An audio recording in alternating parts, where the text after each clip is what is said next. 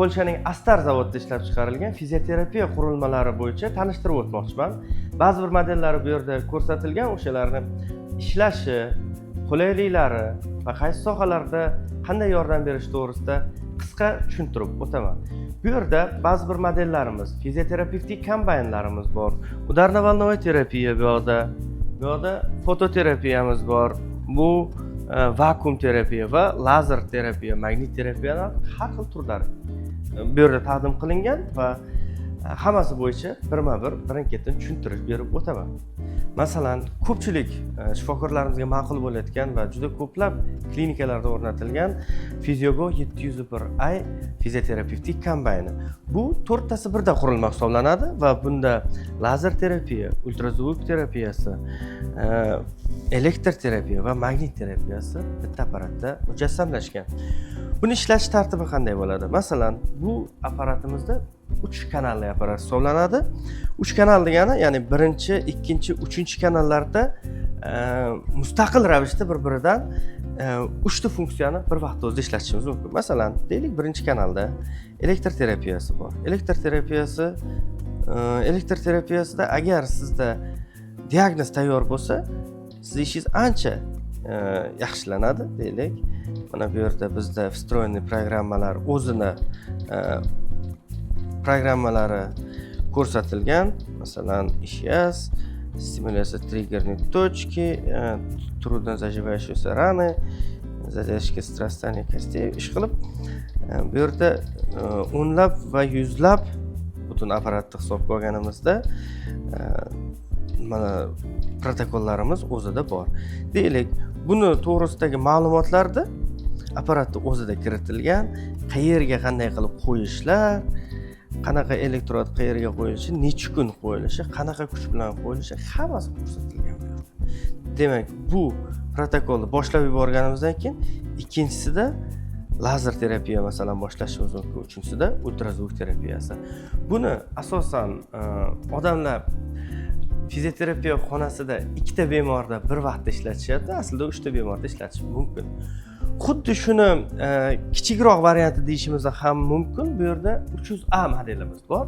300A modelimizda faqat 2 ta funksiya. Eng ko'p ishlatiladigan elektr terapiya va ultratovush terapiyasi bir vaqtda ishlaydi. Albatta, bu apparatimizda o'zini podstavka trollilari bor, bu yerda tortmalari va ishlash uchun hamma narsa qulay qilingan. Bu yerda deylik, yana bitta modelimizni tanishtirib o'taman. Bu Impactis M zarb to'lqinli terapiya apparati, ya'ni udarno-volnovoy deydi xalq tilimizda. Xo'p, bu yerda ham xuddi shunday. Bu yerda ham kasalliklar, programmalar bo'lgandan keyin ishlaymiz bu yerda. Kapsulit plechov qaysi yo'nalishda urish to'g'risida hamma ma'lumotlar keltirilgan. Bu narsani shuna boshlab olsak, bu ishlaydi va deylik, mana 10 mm stal nakonechnik turibdi. Ichida kompressor bo'ladi va ishlashni boshlab olasiz. Buni start-stop qilsak bo'ladi. Xo'p, bu yerda yana bitta apparatimizni ko'rsatib o'taman. Bu vakuum terapiya apparati. Vakuum terapiya apparati mana shu orqali vakuum bilan tanaga yopishadi va pulsatsiya berib, o'sha fizioterapiyada, og'riqlarda, yallig'lanishlarda hammasi qatori ishlaydi. Bunga elektr terapiyani qo'shish uchun buni ustida o'zini maxsus kombo fizioterapevtik kombayn joylashtirilgan. Ya'ni bu apparat ikkalasi bir-biriga ulanadi va o'shanda vakuum terapiyamiz bir vaqt o'zida elektr toki ham ishlab chiqarib beradi. Va buni alohida mana bunaqa bir ultratovush terapiyasi uchun maxsus instrument ham bor. Bu ham hammasi to'liq avtomat ishlaydi. Boya aytganimda 701 apparatimizda masalan lazer terapiya faqat qalamli mana bu ko'rinishda berilgan. Bizda lazer terapiyani albatta har xil boshqacha nakonechniklari ham bor. Bunga masalan kiradi, deylikki visokointensivniy, ya'ni yuqori kuchlanishli lazerlarimiz ham bor. Uni vaqti kelsa keyinroq tushuntirib o'taraman. Bu yerda bo'lsa, mana hozir juda ko'pchilikka ma'qul bo'layotgan lazer terapiya apparatimiz 401C modelimiz bor. Bu yerda men bu yoqqa e'tibor qilishingizni so'rardim. Yerda masalan ko'rinayotgan bo'lsa, yerda kvadrat shaklida soya tushib turibdi. O'sha yerni ya'ni katta maydonni lazer terapiya qilish uchun mana bu apparatimiz kerak bo'ladi va buni hech kim ushlab turishi shart emas. Bu sizga ko'rinyaptimi? Lazer nuri mana shunday borib kelib, deylik, odamning butun yelkasi, butun beli, hamma yog'ini katta yuzani lazer terapiya qilinishi uchun ishlatiladigan applikatori bor bu yerda. Xo'p. Mana shu applikator bo'ladi. Buni o'chirib qo'yamiz hozircha. Mana bu yerda qarang.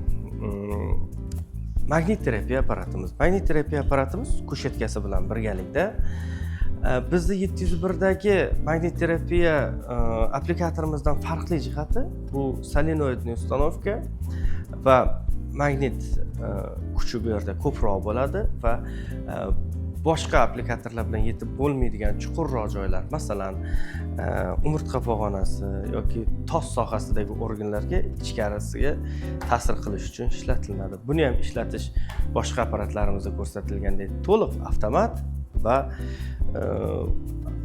o'zini protokollariga ega. Ya'ni qayerga qancha minut qo'yish kerakligi to'g'risida ma'lumotlar hammasi bu yerda bor. Bugungi ko'rsatadigan apparatlarimizdan oxirgisi mana bu kichkintoyimiz Lumina apparati. Bu infrakrasniy, ya'ni infraqizil lampa deyiladi. Bu ham o'sha og'riq qoldirishda, yallig'lanishlarda va o'sha bo'g'imlarni, kerakli sohalarni